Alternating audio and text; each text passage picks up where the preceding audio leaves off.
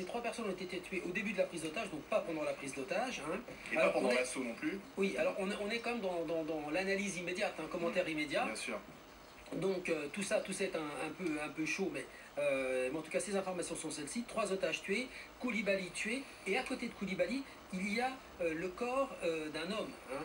Et d'après les descriptions données par les témoins qui ont été, les clients qui ont été pris en otage et ceux qui ont pu être libérés, eh bien, ils disent que Koulibaly est arrivé avec un homme de type nord-africain, un nord-africain qui est entré avec lui. Donc il avait un complice. Qui est le deuxième preneur d'otage.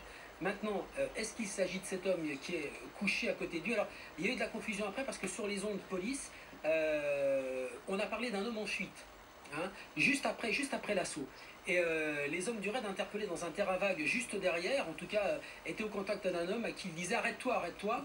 Mais bon, il semblerait que ce soit quelqu'un qui était par ici, peut-être plutôt incurieux. Mais on a parlé de la fuite possible d'un homme.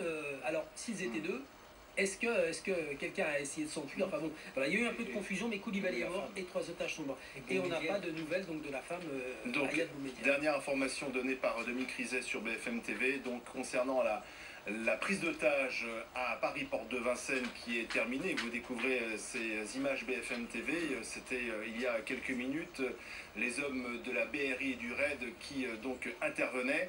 Et on vient d'apprendre donc qu'il y aurait eu au moins 3 morts côté otage, 3 personnes qui auraient été tuées quasiment tout de suite après le début de la prise d'otage par Amédi Koulibaly, celui-ci étant accompagné d'un autre homme qu'on aurait peut-être retrouvé, le corps aurait été retrouvé à l'intérieur. Bien sûr, tout ça demande confirmation puisque les forces de l'ordre vont maintenant dans le magasin, dans cette épicerie cachère à Paris, près du périphérique, commencer leur investigation.